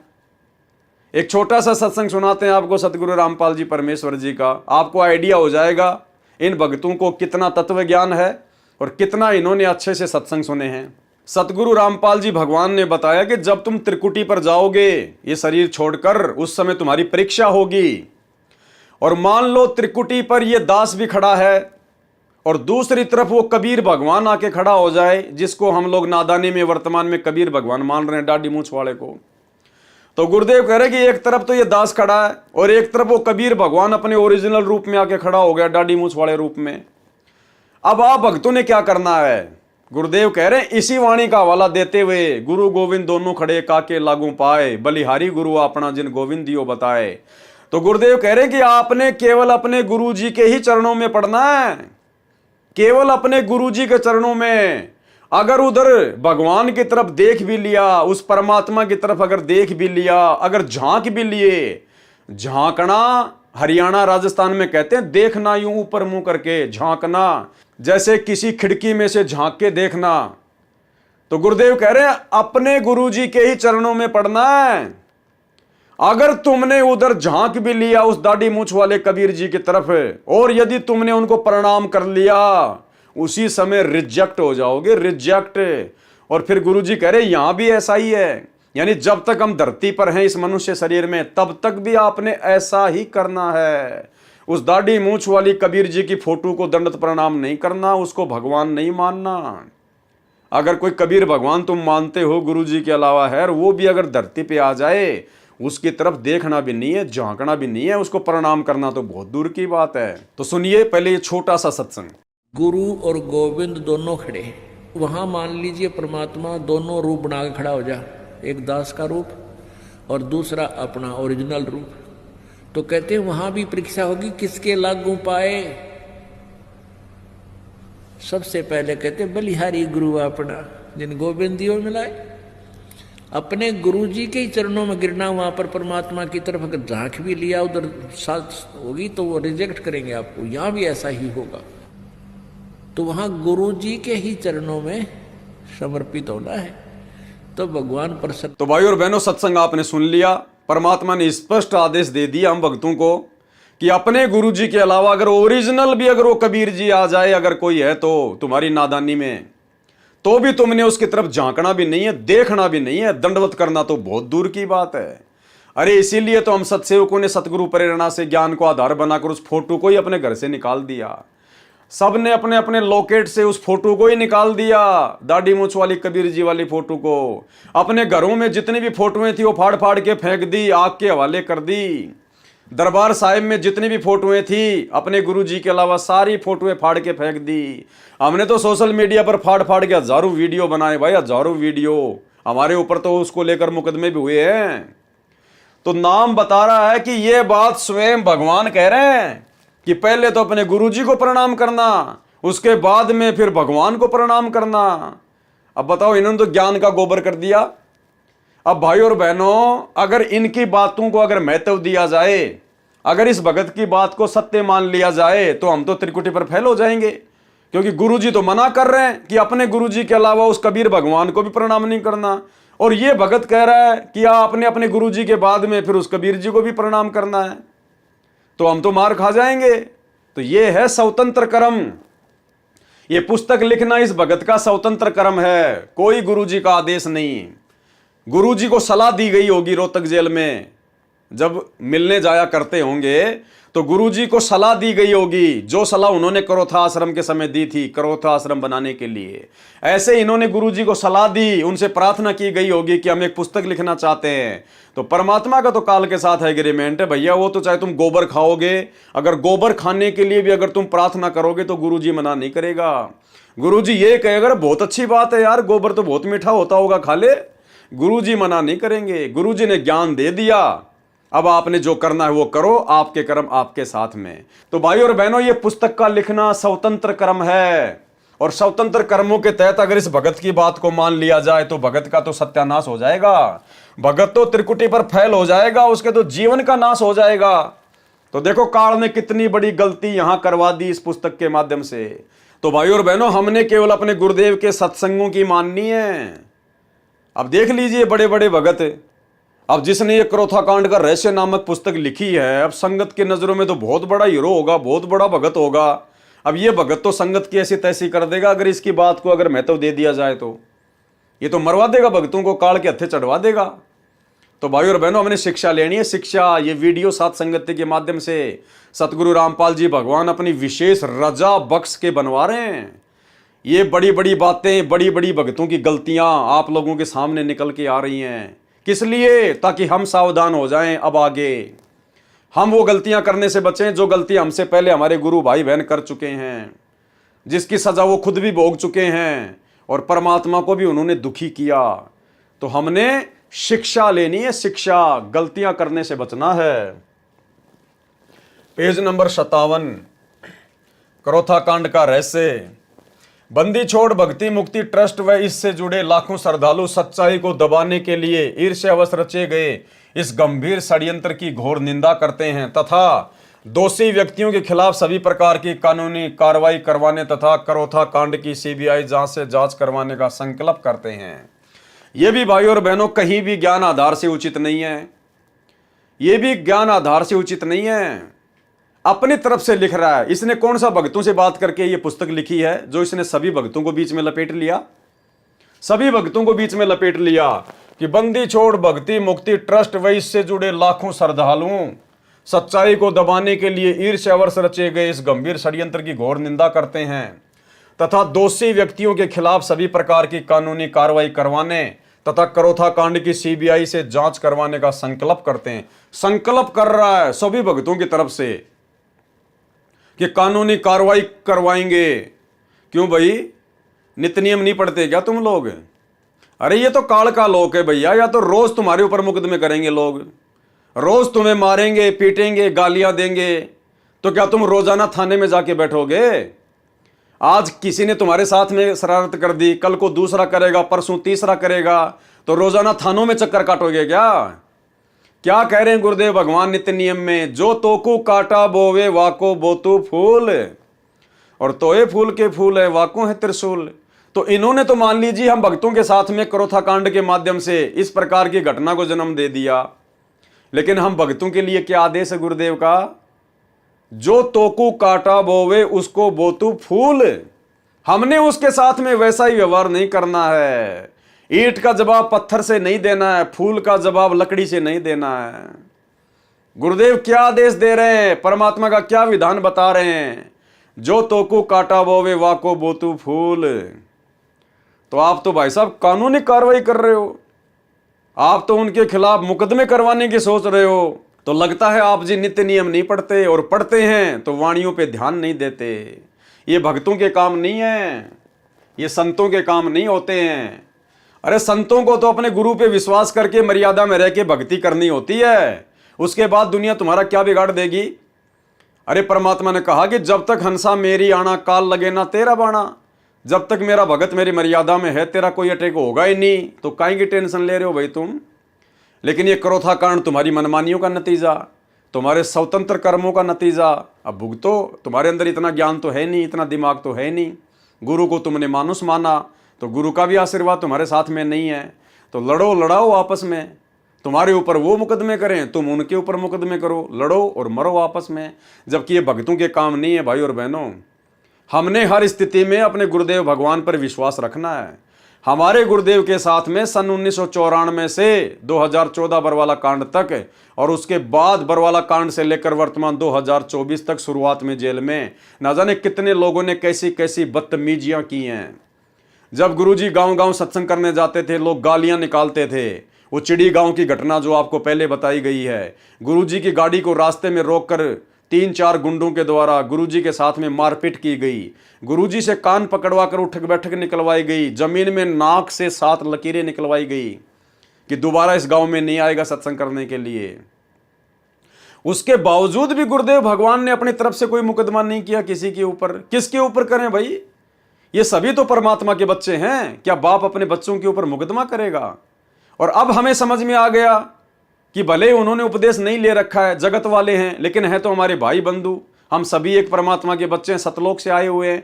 वो नादान है, काल की भांग पी रखी है, तो क्या हम ईंट का जवाब पत्थर से देंगे? क्या हम उनके साथ में लड़ाई झगड़ा करेंगे? फिर हमारे में और उनमें क्या अंतर हो गया? अरे फिर वो जगत वाले में और हम भक्तों में क्या अंतर हुआ फिर? अरे फिर उनके ऊपर प्रभाव कैसे होगा हमारे व्यवहार का, हमारे आचरण का, अगर हम लोग जैसे का तैसा ही जवाब देंगे तो ये परमेश्वर के विधान के खिलाफ है। आपके ऊपर यदि नाजायज किसी ने मुकदमा किया है, आपको परेशान कर रहा है, तो भाई आपने अपने गुरुदेव पर विश्वास रखना है। आपने अपनी भक्ति करनी है, अपने गुरुदेव से अरदास करनी है, विनती करनी है। करने दो, जिसने मुकदमा करना है वो करने दो, करने दो। क्या बिगाड़ लेगा हमारा? हमारे साथ में समर्थ है, अगर विश्वास है तो कुछ नहीं दाल गलेगी उसकी, कुछ भी दाल नहीं गलेगी। तो हम भक्तों ने शिक्षा लेनी है। भले चाहे हमें कोई कितना दुखी करे, कोई कितना परेशान करे, मारे पीटे, कुछ भी करे, आप और हमने भाई और बहनों उफ तक जवाब नहीं देना है। उसके कर्म उसके साथ में है, हमारी भक्ति हमारे साथ में है। देखने वाला और अंत में फैसला करने वाला समर्थ जज, पूरी सृष्टि का जज सतगुरु रामपाल जी भगवान है, और हम उस जज के बेटा बेटी हैं, हम उनकी शरण में हैं। फिर काई की दिक्कत है, काई की प्रॉब्लम है?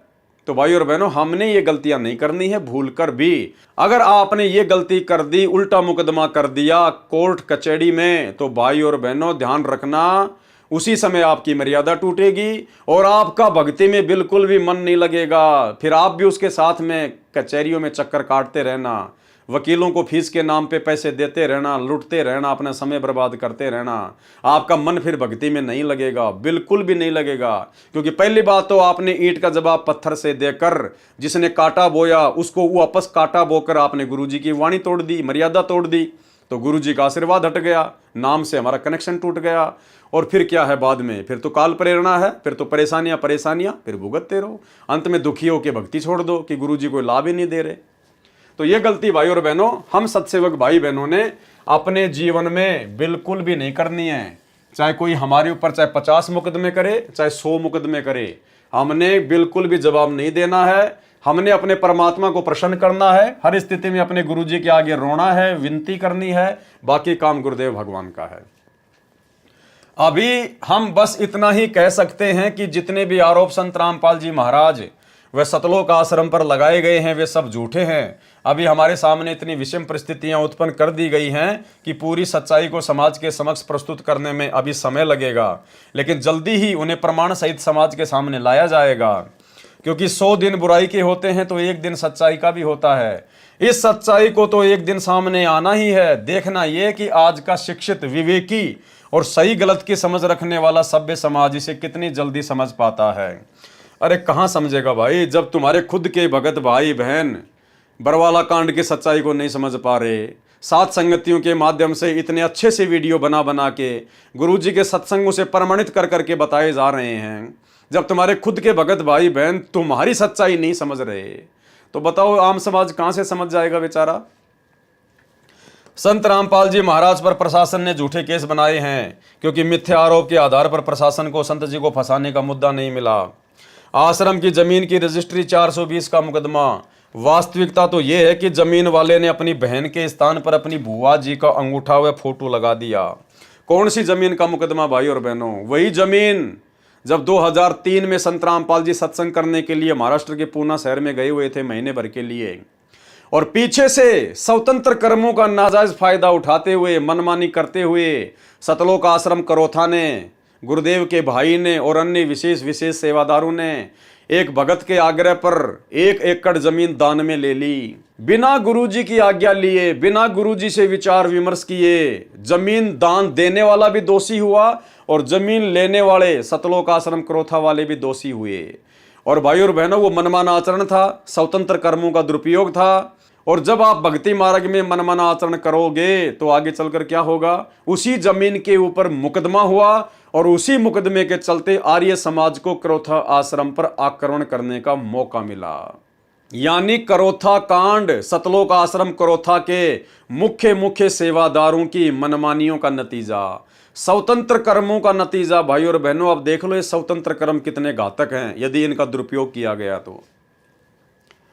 आश्रम की जमीन की रजिस्ट्री का 420 का मुकदमा। वास्तविकता तो ये कि जमीन वाले ने अपनी बहन के स्थान पर अपनी बुआ जी का अंगूठा व फोटो लगा दिया।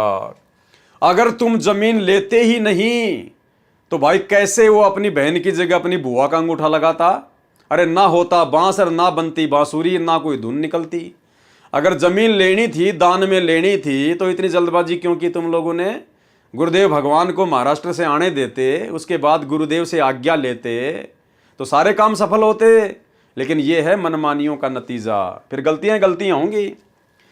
तथा उनके नंबरदार ने शनाख्त कर दी तो जमीन प्राप्त करने वालों को क्या पता कि ये कौन है। संत रामपाल जी के न तो कहीं हस्ताक्षर हैं, अर्थात उस जमीन के ऊपर संत रामपाल जी भगवान के कहीं कोई हस्ताक्षर नहीं, क्योंकि ना तो उनकी आज्ञा से ली गई और ना ही उनके मुताबिक कोई काम हुआ, तथा न कहीं नाम है। फिर भी संत रामपाल जी पर 420 का मुकदमा बना दिया। अरे तुम्हारे स्वतंत्र कर्मों के कारण, तुम सतलोक आश्रम क्रोथा वाले भक्तों की गलतियों के कारण संत रामपाल जी के ऊपर मुकदमा लगा।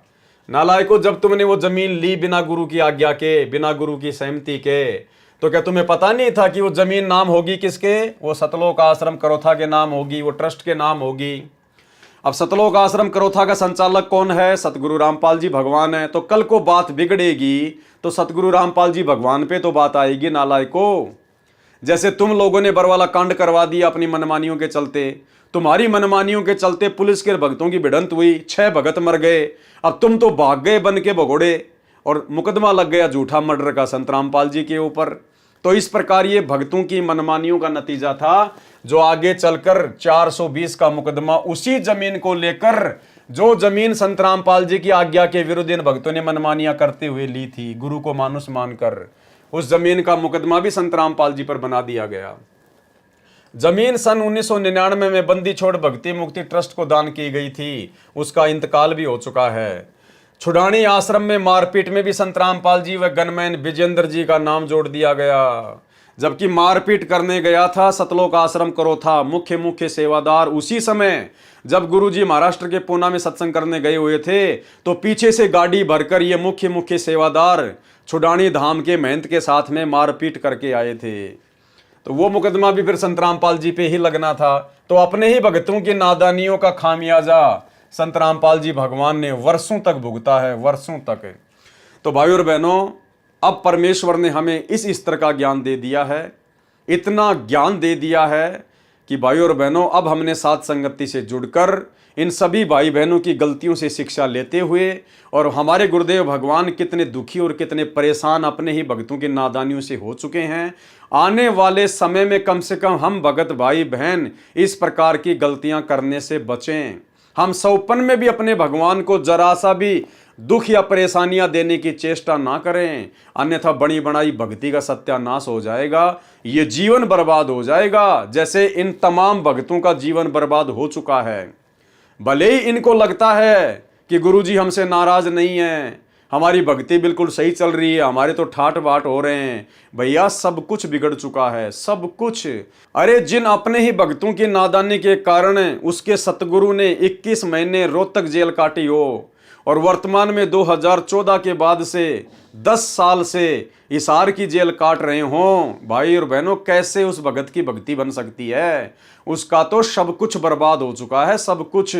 केवल उसके पुण्य कर्म चल रहे हैं, उसके दान धर्म वाले वो शुभ कर्म चल रहे हैं, यानी केवल उसकी बैटरी चल रही है, उसकी भक्ति नहीं चल रही, उसके ऊपर गुरु का आशीर्वाद नहीं है। जिस दिन बैटरी डिस्चार्ज हो जाएगी उसी दिन सारी सुविधा बंद हो जाएगी। तो भाई और बहनों, अब हमने निकट भविष्य में इस भक्ति मार्ग में अपने पूज्य पिताजी, अपने गुरुदेव भगवान को, अपनी आत्मा के परमात्मा को जरा सी भी सौपन में भी किसी भी प्रकार की कोई तकलीफ या परेशानी देने की चेष्टा नहीं करनी है।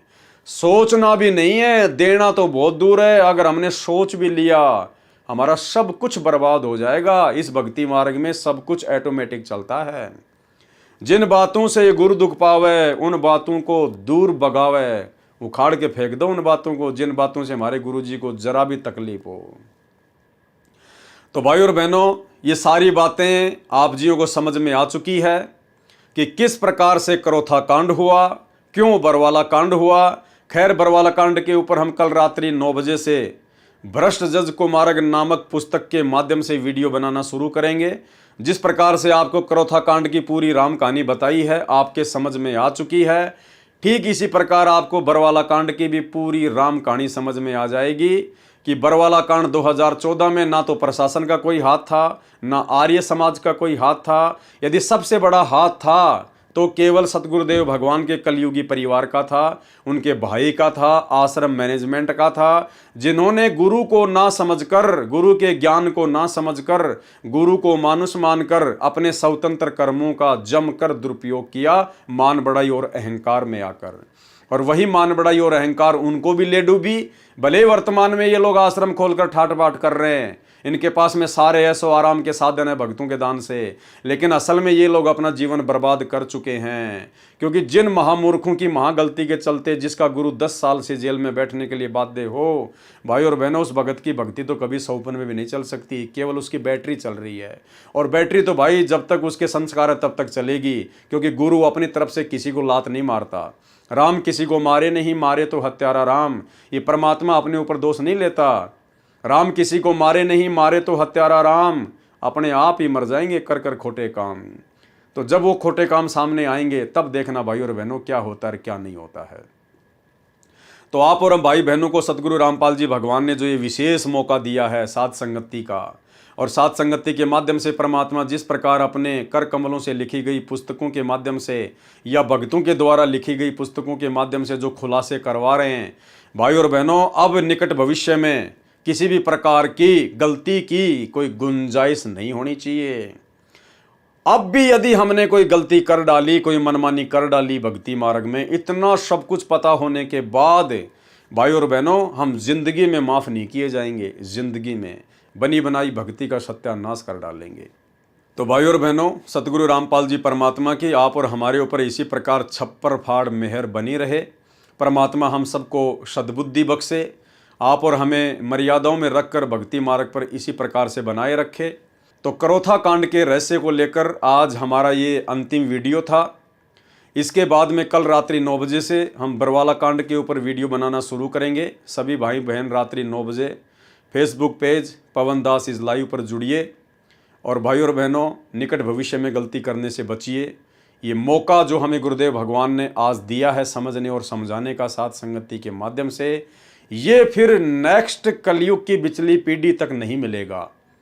और ज़रूरी नहीं है कि नेक्स्ट कलयुग की पिछली पीढ़ी में फिर हमारा मानव जन्म हो। यदि हम पार नहीं हो पाए तो वर्तमान में हमारी इतनी भक्ति बन गई है कि असंख्य युगों तक तो हम ब्रह्मलोक से महासुरग से ही नीचे नहीं आएंगे।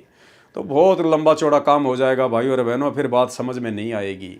इसलिए सभी भाई बहन गर्दन नीची करके आधीनी भाव से गुरुदेव से अपनी आंखों में आंसू निकालते हुए प्रार्थना करके रोते हुए कि परमात्मा बख्श देना, हे परमात्मा, हमसे वो गलती ना हो जाए जो गलती आपको मानुष मान के आज से पहले आपके परिवार ने की, उन बड़े बड़े सेवादारों ने की।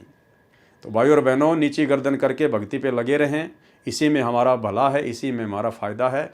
बाकी हर जगह काली काल है।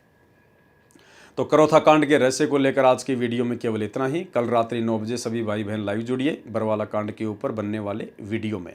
तब तक सतगुरुदेव भगवान हमें आशीर्वाद दें, इजाज़त दें। बंदी छोड़ सतगुरु रामपाल जी भगवान की जय हो।